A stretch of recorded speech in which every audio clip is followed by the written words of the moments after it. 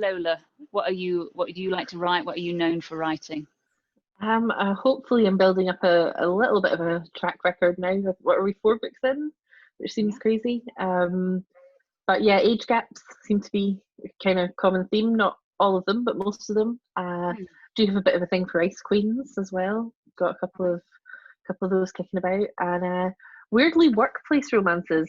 Considering I'm not someone who has worked in a very conventional job at any point. I seem to just love people who are thrown together on a daily and weekly basis, and just see what develops when they're in close quarters. So that seems to be my accidental formula. Certainly wasn't on purpose, but those things will crop up. And your age gap romance, as you say, that's kind of something you seem to be revisiting. Has that come from a life experience or something that really interests you? Well, the joke goes with me and my wife that I've always had a thing for older women. And she's exactly 1 month older than me, so that didn't fit the pattern quite in the same way as we thought it might. But yeah, it's just all the fandoms and sort of dynamics I've liked in other media seems to always have that kind of kick-ass woman, at least in her 40s, if not in her 50s. And yeah, that's always been a personal love of mine. So it has crept into the books a little bit as well. Lovely. Okay, so starting with you, Claire, I'm going to move around in a circular thing, so hopefully nobody's going to start moving and playing drafts on me. You'll catch us out if we're not paying attention. Yeah, absolutely. So you write from a series of different genres, but obviously this is romance and roses. So what draws you to writing romance, would you say? I have no idea, because I'm not particularly romantic. I mean, I am, but not in the cliched sense. I'm not a flowers and chocolates kind of person. But I don't know. I just really love it. It's nice to just do something nice. Have a little happy ending. And there's so much rubbish on the news, and it's just all horrible. And and you watch EastEnders or something, and it's all just depressing. And I was like, I'm just going to write something really ridiculous. This woman's just going to win millions of pounds on the lottery and spend it having a great time. And I was just like, I think that'd be wonderful to be able to do that. And so, yeah, and that was what started it. And once people started to read it, I was just like, okay, so people like reading that then. I'll carry on. And so that was kind of it. I just sort of jumped into it. But I just have the ideas just pop into my head. So I just go with them. I don't know where they come from. Some little Pinocchio sitting on my shoulder or something, giving me a little nudge. I don't know. A little muse. Yeah. Excellent. So do they run around your head all the time, or do you keep a book or a spreadsheet or something? Are you that organized? Oh God, I'm not organized. For a Virgo, I'm really badly organized. I tend to, they'll pop in, and if they're there a week later, I'll start paying attention. That's kind of how they work. So and it's usually when I'm writing something else that something else starts going nudge, nudge, and you're like, no, clear off. I've got to finish this book. I've got one now. I'm just like trying to finish it. And another story is like, go, no, write me. So yeah, I will, if they start popping in and they're still there a week later, I'll just start jotting things down and just see how it goes. And that's why I end up with 5 books on the go. So I don't know. And Gabby, what kind of draws you to writing romance and roses and fluffy loveliness? I actually started in fan fiction, and I think I fell in love with Buffy the Vampire Slayer when I was about 16, 17, and I was so shocked that there were 2 women in love on my screen. And then they went and really messed that up, and I kind of fell into fan fiction. And I think it kind of stems from that idea that for so long there wasn't anything for me to enjoy like that, and I started writing it almost accidentally, and now I kind of just haven't stopped. Yeah, basically I just like giving the happy endings and the fun feelings that everyone else seemed to be getting that we didn't. Perfect. I love it. Wendy, how about you? Obviously yours are mixed, but romance is still a central part of your books. Yeah, I Even though you're killing people off. Well, yeah. I think, just like I said with 4 Steps, it was initially crime, and it was very dark and kind of intense, and yeah, like that's quite hard to write sometimes and be in that frame of mind. And then just as the characters developed, then this, like Claire said, this kind of other character just popped into my head and just suddenly became quite a big part of the story. She was originally going to be a detective, and then she just ended up being a friend, and the romance sort of naturally developed. And then I just found that I quite enjoyed the kind of polar opposite of the story, of having this really nice kind of romance developing alongside all the awful shite that they were going through. Sorry, the language. I'm not censoring this, don't worry. So I just find it balances the suspense, and it kind of adds to the happy ending as well, I think, when you have that romance at the end. And I think it's good because then maybe people who wouldn't necessarily try an out and out crime book would maybe give a romantic suspense a try, because they're still getting that hit of romance, but with something a bit grittier. So that's kind of just what I was going for. And you say that kind of came to you as you were writing your first book, and then did it just become natural to keep those two mixed and intertwined and threaded through the story as you wrote? Yeah, and it all kind of happened with the second character, Laurie, in Four Steps, how she sort of appeared in this person's life and then was like a real help to her through this awful time. So when I wrote Mine to Keep, again, it was one woman kind of on her kind of journey, on this kind of mystery sort of kind of journey, and then I just wanted to give her an ally, just give her someone to like bounce off and to pick her up when she was down. And again, that then developed into the romance. So. And Lola, are you a big fluffy romantic at heart, and it's just the words are tumbling out all over onto the page? I don't think it's the first word anyone would use to describe me, I'll be honest. I do like a bit of spontaneity. I like the I think the biggest thing for me has been the feedback, like from readers on the romantic side of stuff, how it's more the context that they've not seen it in before. So, you know, if you want to see, you know, a hetero romance, the cinema, the TV, and most books have got you covered.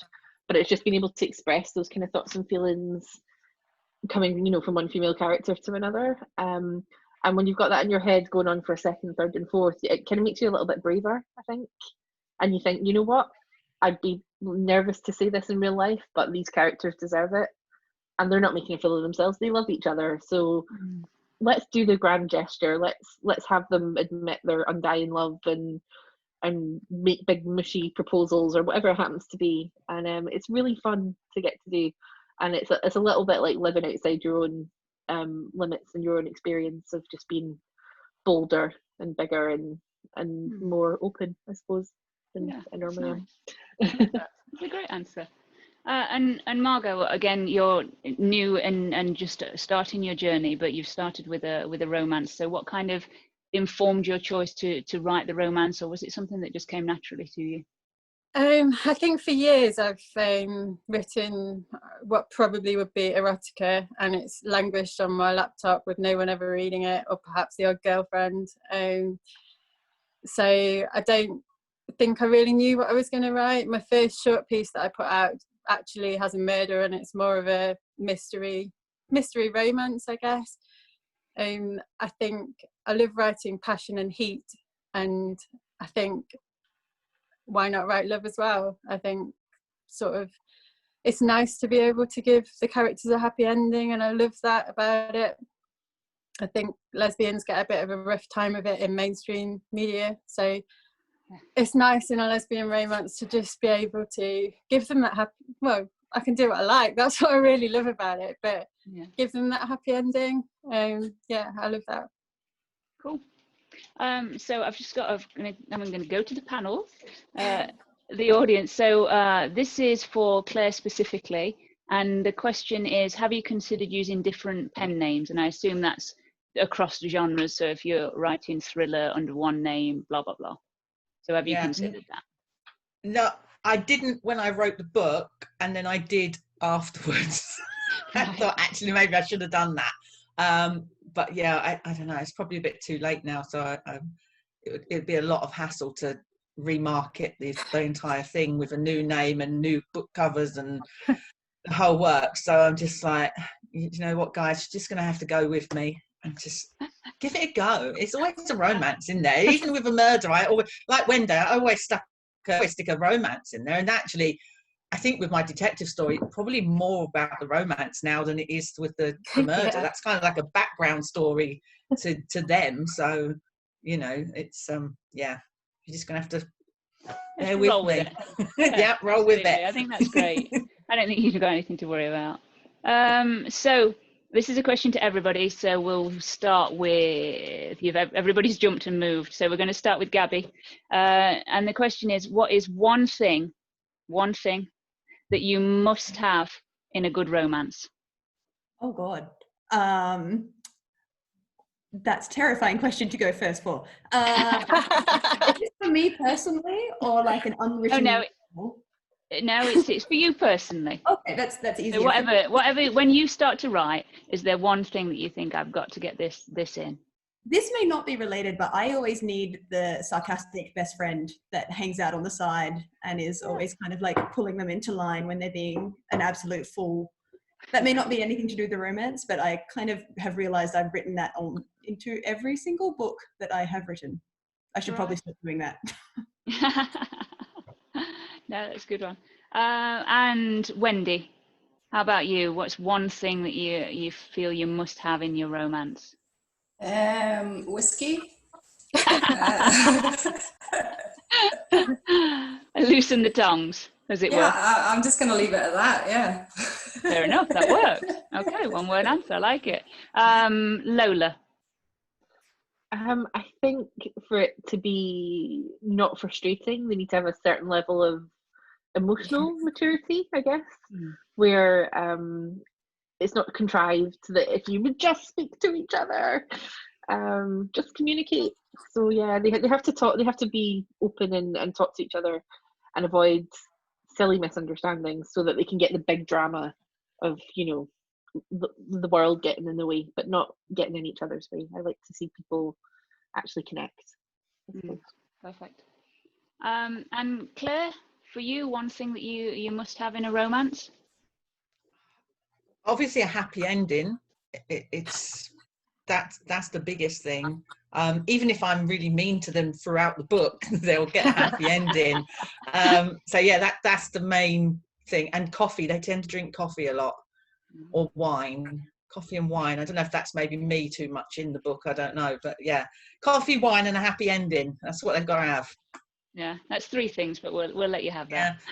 Yeah. And Margot, for you, what do you think you have to have in a romance? I think for me, I would like people to see that the characters have a genuine connection and chemistry. Like, that's what I really try and write, like that they really have a real chemistry between them, and I don't know, that fairy tale kind of magic, I guess. That, you know, that's what I like. Yeah, perfect. Lovely. Okay, so another audience question, and this is to Wendy, but I think everybody will be able to answer it. So we'll start with you, Wendy. Where are you? There you are. You keep moving. Do your characters have any of your own characteristics? Wow. Yes. Thanks, Gabby. It's kind of a bit of a running joke that in real life I am a psychopath and I might have a few bodies buried. Appreciate that, friend. You make sure you stay north of our border then. Thank you very much. But no, seriously, I don't think anyone can, I don't know, anyone can write without putting a little bit of themselves into characters, whether they realize it or not. I think for me it's very unconscious, and it's only when other people then read my books and they're like, oh my god, I totally choked up at that bit because I remember, and then they kind of tell me something about myself and I'm like, oh, I wasn't even thinking about that, but thanks for the reminder. Yeah, so I think it's really hard not to put a bit of yourself into any of your characters. Yeah. And Margot, do you find yourself putting bits of yourself into your characters? Yeah, I totally. Well, you know, I totally agree with Wendy on that it's subconscious. I didn't realise I did it until some of my friends read who were a bodyguard, and they were like, oh, I can see bits of you in both of them. And is that weird? Because then that is weird, because that means you're having sex with yourself. So well, yeah. A little weird, but yeah, I think it's subconscious. I don't set out to do it, but there's going to be experiences and feelings that you've felt and you've lived, and that's going to come out in your characters. Absolutely. And the universal emotions, aren't there? So I think if somebody knows you really well, they're likely to see bits of you in your writing, even if you actually haven't put them in, or it has been subconscious. Claire, do you find yourself, other than the wine and the coffee, do you find yourself putting any of your other habits into your characters? Like the other guy said, not on purpose, but I think sometimes there's books you can't write without putting something of you in it.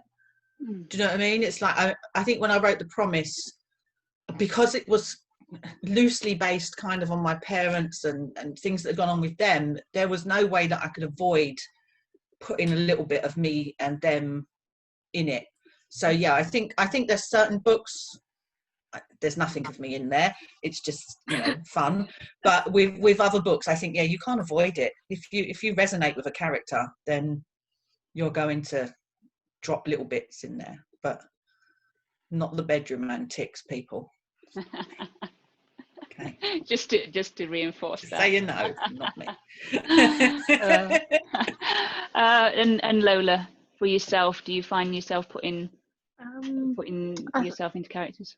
I think what I've got a slightly bad habit of doing is it's a very idealized version of who I'd like to be in a lot of my characters.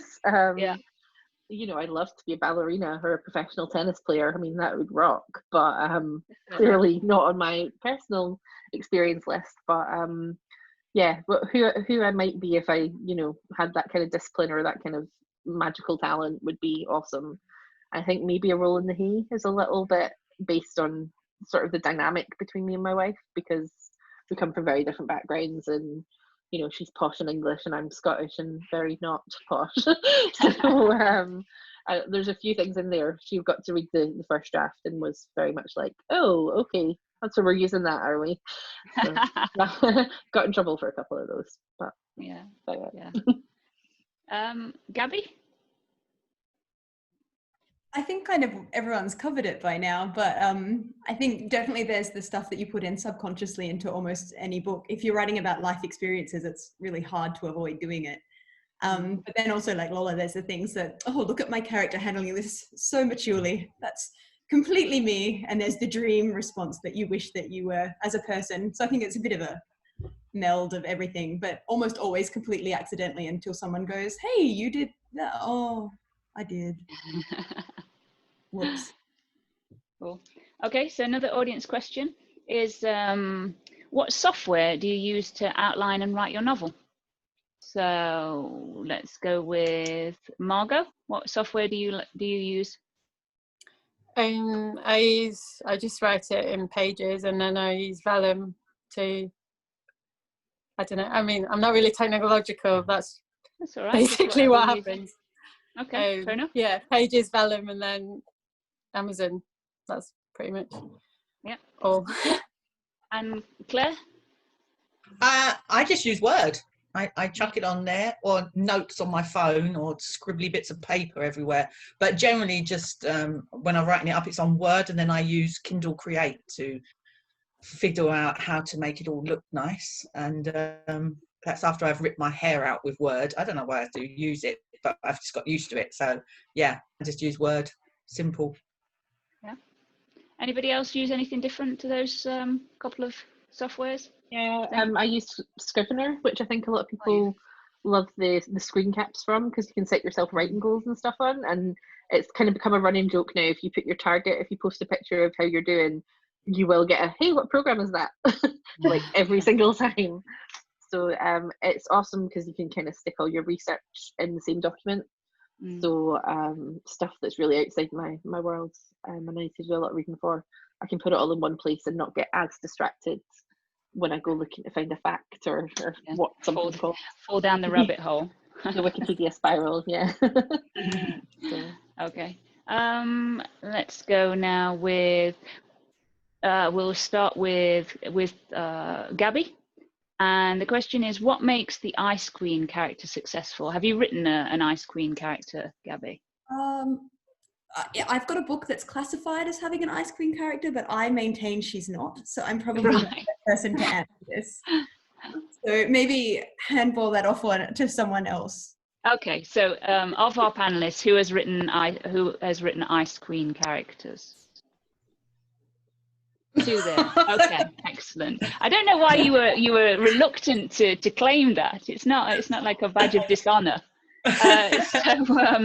Claire, so what do you think makes an Ice Queen character successful in a book?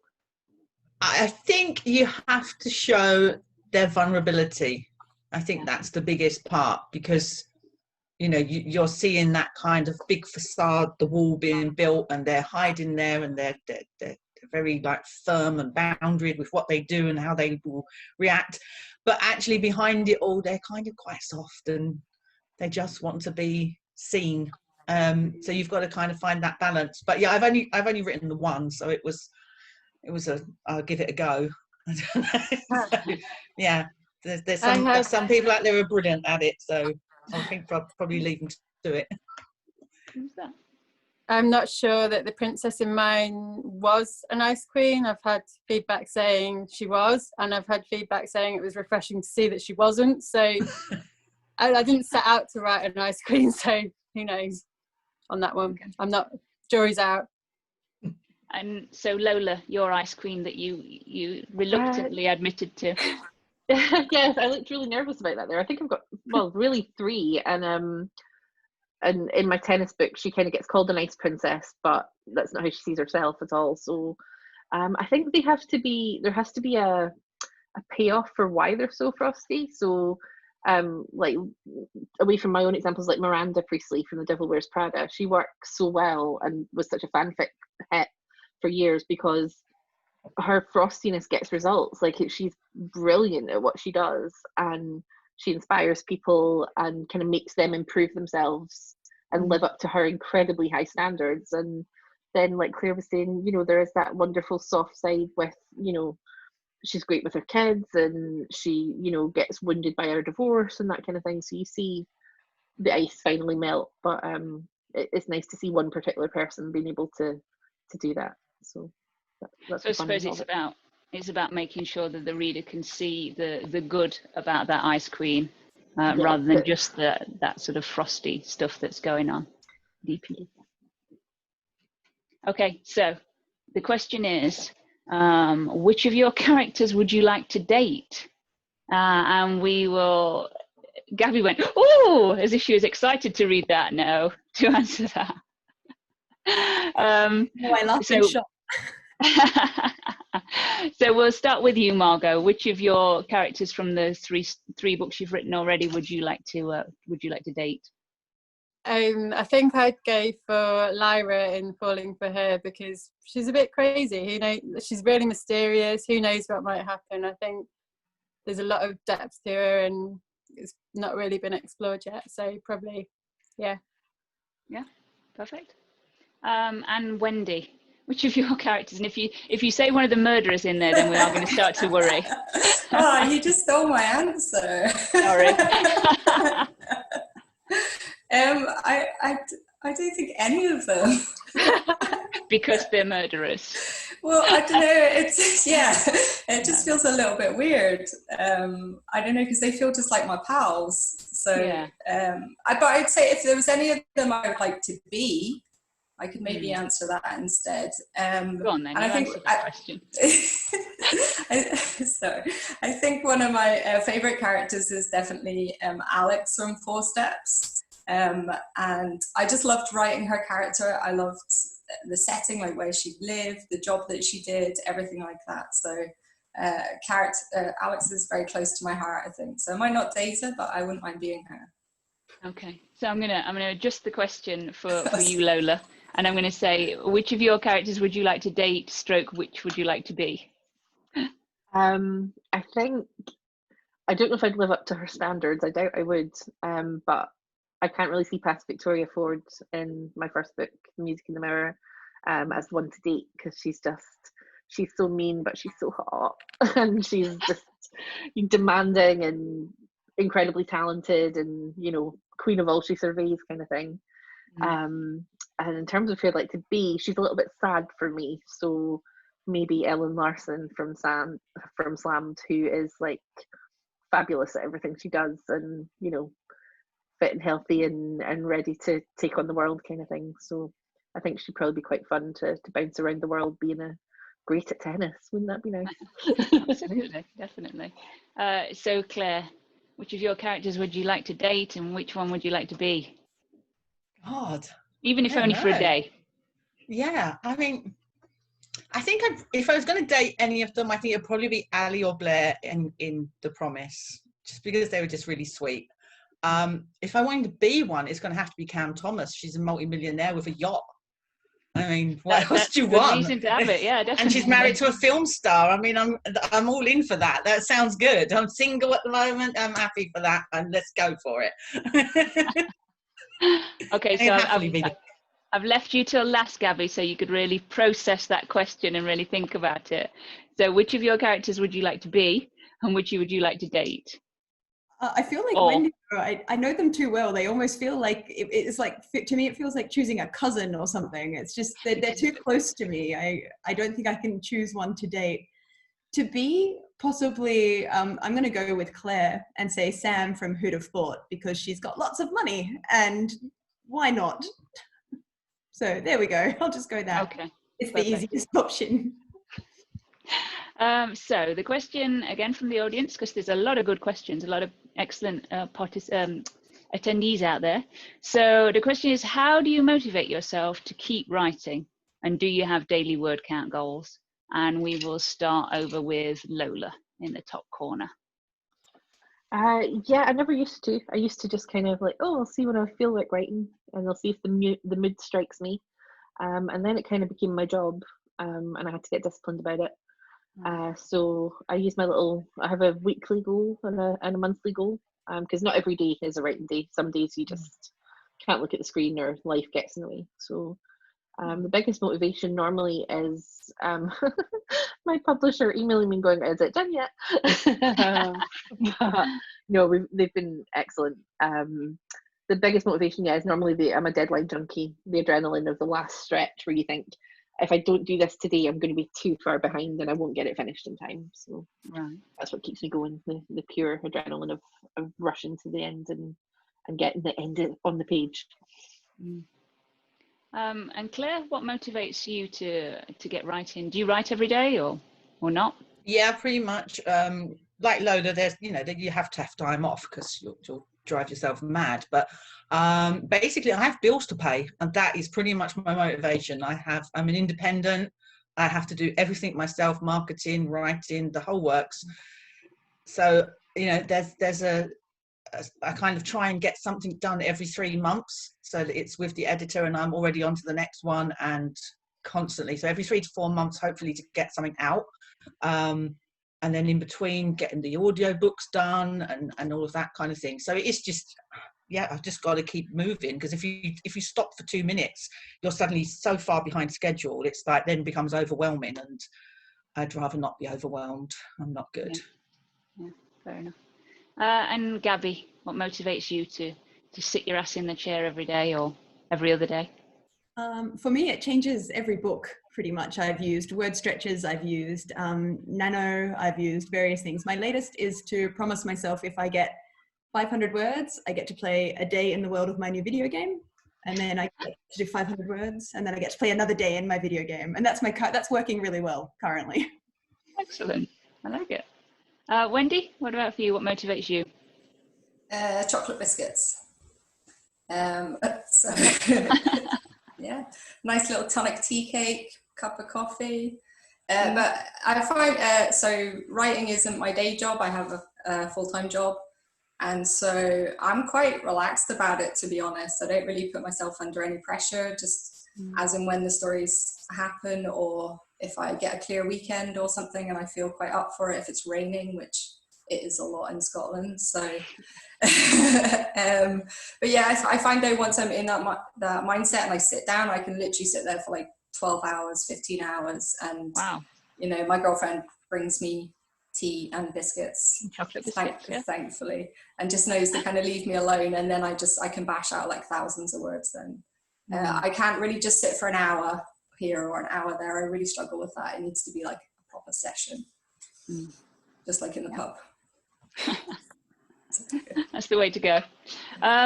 Margot, how do you get yourself writing, up and writing? Yeah, so similarly, it's not my day job. So I went through a phase where I tried to do a certain amount of words every day. It's not really the way I like to write. I'm a binge writer, like Wendy just said. I'd rather sit down, like when I'm in the mood and I'm absorbed in it, I'd rather just keep writing. So late at night, early hours of the morning, I like to just do a load, and that's kind of how I like to roll. Yeah, lovely. So I've got another great audience question here is, so what makes you weak in the knees, and have you included it in any of your books? And we'll start. All the faces are like, oh God, don't ask me this question first. So we're going to be mean and start with Margot, because you're new to the game. Why do I always have to go first on the hard one? I've been moving and circulating, but people keep moving around and I can't keep track. It's just unfortunate. Can you come back to? You're gonna have to come back to me. I need to think about this. Okay, then raise your hand if you can answer what makes you go weak in the knees. Wow, nobody. Lola, thank you. Get me out of the hole there. Lola, what makes you go weak in the knees? I'll take one for the team. I think it goes back to my ice queen streak of a powerful woman, top of her game, just sort of wiping the floor with someone, whether it's the competing love interest, the unworthy ex, the business rival, just, you know, getting to say and do all those things you wish you got to do in the moment, and coming up with the perfect withering remark, and then just, you know, dropping the mic and walking off. That's a moment in anyone's book. So yeah, that would be mine. Okay, right. So I want you to all unmute yourself, and then we're going to do just 4 quick questions, either or. So you can just shout it out, but one at a time. So that's not useful. I'm going to say it, and then I'll go boop, boop, boop, boop, boop, like this. So typing or writing longhand? Claire? Typing. Margot? Typing. Wendy? Typing. Gabby? Typing. Lola? Writing longhand, first draft. Okay, ready? Hot summer romance or lifelong love? Margot? Oh, hot summer romance. Wendy? Lifelong love. Gabby? Lifelong love. I got married last year. It'd be really awkward if I said the opposite. Like, oi! Lola? Lifelong love. Yeah. And Claire? Hot summer romance. High five. You can tell who's single and who's married, can't you? Because the partners are watching this and they're like, you said you wanted a romance. What's that about? Okay. Lion or eagle? Wendy? Eagle. Gabby? Eagle. Lola? Lion. Claire? Lion. Margot? Lion. Nice little mix there. Okay, last one. Movie or book? Gabby? Oh no. Book and movie based off each other, and You're such a cheat. Yeah. Lola? Book. Claire? Movie. Margot? Both really. Book. Wendy? Book. Book every day of the week. There we go. That's the answer. Perfect. Okay, so we've got time for one more question. And this is a good one because we've got a mix of self-publishers and traditional publishers here. So the question is, can you make a living as a writer? And we'll start with a traditional published author. So I'm going to start with you, Gabby. I think people definitely can. I think I can't. I'm not good at writing the amount of books that you need to have the backlist to support yourself, I think. I would like to try. It is my mission, but I think you need to be incredibly dedicated. For the people that do it, I admire them greatly. Like Lola saying that she does it, awesome, because to be that motivated and dedicated to your work takes a lot of effort for me anyway. Yeah, okay. And then switching over to a self-publisher, so Claire. Yeah, definitely. It takes a lot of focus. It does take a lot of, you have to treat it like a job. You have to be up and in your office and, you know, and do actual working hours. And it's not all about the writing. A lot of it is the marketing and social media and making sure that you're being seen or you're getting involved in these kind of events, which are really uncomfortable for a lot of authors to do this kind of thing. It's quite out of our comfort zone because we're stuck in our office and hiding. So, you know, that's kind of, it's hard. You have to really put yourself out there. But yeah, you can absolutely make a living. And is it about making sure you're getting something? You said earlier that you have something on the go every 3 months. Is it about that constant refreshing of content? Yeah, you literally have to, because there's so many books out there that they are just whizzing through the charts. And if your book, once it hits the top 10, if you're lucky, hopefully it does, you want it to stay there for as long as possible. But a lot of the times it will just drift off, no matter how good it is or how many people have bought it, because other people have written books that are just outselling or just bigger names or whatever. So you probably get about 2 to 3 months of good sales, and then you have to be like thinking, okay, what do I need now? But you know, it's brilliant as well where you've got like audiobooks where you can get those involved, you know, and you can boost your income from that, and getting involved with anthologies with other people, and just, you know, this is a really good set of authors in the lesfic world who are really good at helping each other and supporting each other, and marketing wise, you know, I've got lots of friends. If I say I've got a book out, you put that in your newsletter, they will, and I will do it for them, and vice versa. And so we will share our readership, we will help boost things. So, and that's quite good for the reader as well, because they'll get to sort of see another author that maybe they would never have found otherwise. So, you know, it works the way around. But yeah, it's hard work, but yes, it's good fun, and you can do it. Lovely. So the other side of the coin, Lola, you're published by Ilva. And you're a full-time writer, so, you know, would you like to answer the question from your perspective? The biggest thing I found, I've just kind of hit the point this past few months really of going over to full-time, and the main reason I was able to do it is because I was doing other types of writing to kind of pad that out. So journalism, copywriting, just it's the same set of skills in a lot of senses. So it's just a case of juggling all those things to build it up, and then once you've got enough books and they're out, and you know, your profile builds up a bit and stuff, the books kind of start doing work for each other. And that's what I think Gabby was saying about you need a backlist really. To people, if they really like one book, will tend to go and find a second and a third by the same author. So I know I do that when I'm shopping for books. So it's momentum, it's having a publisher as well that's supportive and that has room for you, which Ilva have been great about. You know, if you come to them with an idea, they'll find the right space and the right time for it, and they'll promote it pretty hard as well. So yeah, it's just a case of throwing everything you've got at it. You're getting traction at a certain point, and then when the books are doing enough on their own, you can kind of switch over to being able to focus on them sort of exclusively. So yeah, hopefully just hit that point. Okay, so we've run out of time. So thank you very much to my wonderful group of authors. You've been fabulous. Thank you very much to all the attendees with their fantastic questions. We didn't get to all of them, so what I'm going to do is compile them and then send them out to the authors, see if we can get them to answer them, and then we'll post them on the Queer the Shelves Facebook page so you can see your questions being answered if we didn't get to it.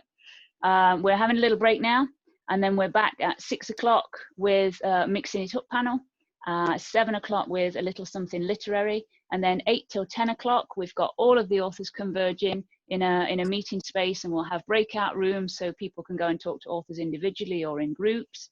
That's going to be a lot of fun. Hopefully when you close this down, if you've got your Internet Explorer or Safari or Google up, a survey link should come up, so I'd appreciate it if you'd just spare a couple of minutes to say what you liked about it and not what you didn't like. I don't want to hear anything about what you didn't like. No, I'm just kidding. Be honest. not at all. So yeah, thank you very much. And again, going back to the thing about reminding you about the authors that have been kind enough to donate some books, for people donating to those causes that we shared earlier. And if you want a list of those, please get in touch and I'll send them to you. In the next panel. What? Sorry. And the next panel is at 6 o'clock. So we've got just over an hour's break, and then we'll see you with Bray Willows, Claire Ashton, Jen Matthews, and Emma Nichols, all talking about writing outside of the romance genre. So thank you very much, everybody. Thank you so much for taking the time. All right. Take care, everybody. Bye-bye. Bye. See you later. Bye.